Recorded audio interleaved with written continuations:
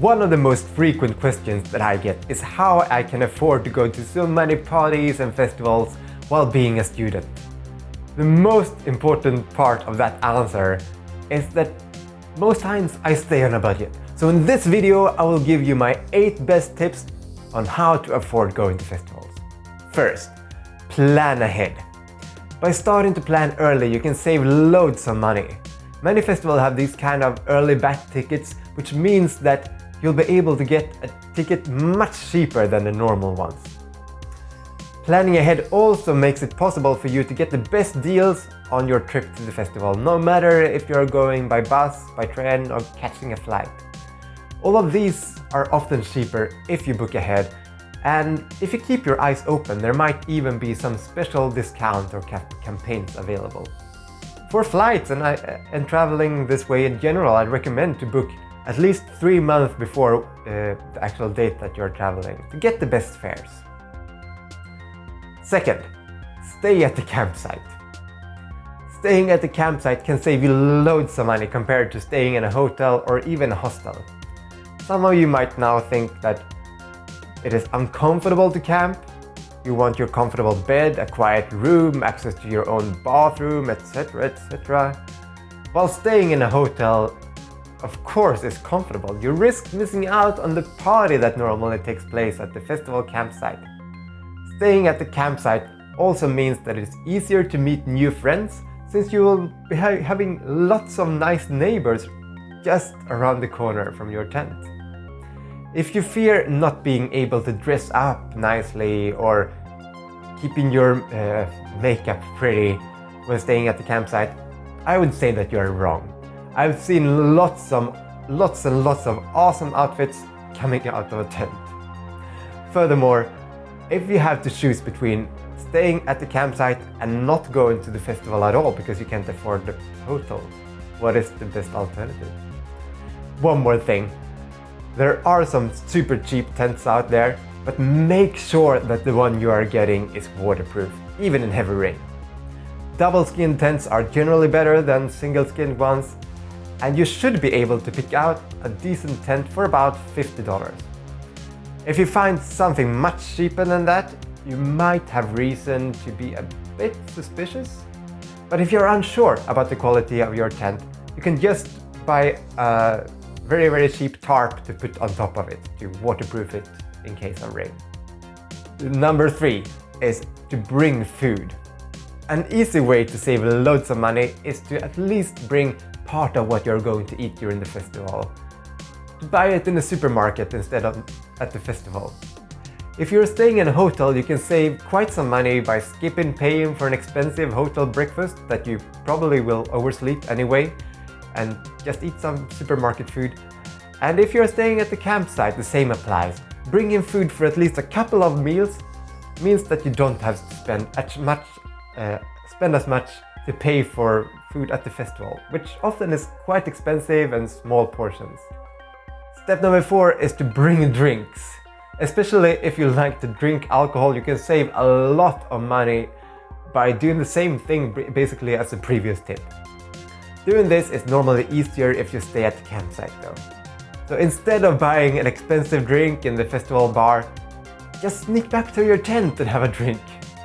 Bringing a box of wine will give you 20 glasses for $15 or something, instead of paying at least $100 in the bar. The same holds no matter what your drink of choice might be. Most festivals do have some rules on what you can bring into the campsite though, so make sure to read the rules beforehand on what you can bring and not bring. For example, glass bottles are almost always banned. Rule number 5. Bring everything that you need and nothing more. If there is risk of rain, bring a waterproof jacket or a poncho. If you want a chair to hang out in at the campsite, make sure to bring it. And if you want to charge your phone during the festival, bring a power bank. In general, bring everything that you really need to avoid having to pay a premium for things like this at the festival. But on the other hand, don't bring things that you won't need, especially valuables. There is always an increased risk of losing things while being at the festival, so don't bring things that you cannot afford to lose. Maybe you don't have to bring your expensive smartphone. If you have an older one lying around at home, bring that one instead. And maybe it isn't a good idea to bring your new and super expensive camera, even though it takes the best pictures ever. Step 6 is don't be afraid to stay cheap. Some people seem to think that you need to splurge while being at the festival, that it's not fun unless you can throw money all around. But I'm quite sure that you will have a lot of fun even though you stay on a budget. Just to ask yourself, is it not worth staying a bit cheap to be able to go? Will you really have more fun staying at home? I don't think so. Step number 7, one of my favorites. Work at the festival. When I went to my first ever festival, I did so by being a voluntary of an organization working with STD prevention. In exchange for working 6 hours a day, they paid my trip, my ticket, and even my food during the festival, meaning I was basically there for free. Many festivals need hundreds of voluntary workers to be able to run. Often this is easy work, and in exchange they will give you at least a free ticket. Often they will also provide free food and maybe even some more nice things. In other words, it's a great way to save some money. And last but not least, stop saying, "One day I will." A comment that I frequently get at this channel is people saying that they hope that one day they'll be able to go to do things that I'm doing. That they feel inspired that one day they will do this. There is nothing making me as upset as this. Get me right here, I understand that not everyone has the same financial, physical or mental preconditions.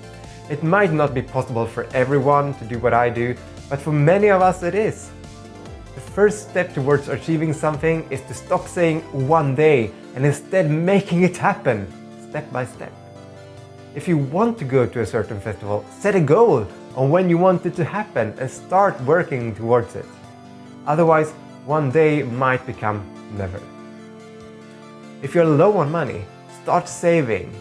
If you want this, give investing in an experience higher priority than buying material things that you don't really need. If you can save $10 a month, you'll be able to go to a festival in your region very soon. And if you're living in the USA and want to go to a festival in Europe, or the reverse, you should be able to do that if you can save $20 or $30 a month within 2 years, thanks to all the super cheap transatlantic flights that are available nowadays. If you can save $40 or $50 a month, you might even be able to do it within a year, unless you live very remotely, of course.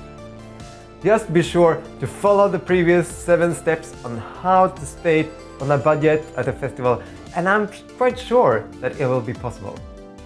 That was all my tips. This video is the 3rd part of an alternative festival guide. In the first 2 parts, I give my review on 6 awesome European festivals and specific advices on what to think about when going to certain festivals. Check them out in the playlist somewhere around here. And when we get closer to summer, I will make a video on what to think about when actually going to the festival, such as what to pack and etc. In other words, make sure to subscribe if you are new to this channel. Thank you so much for watching, and I hope to see you around soon.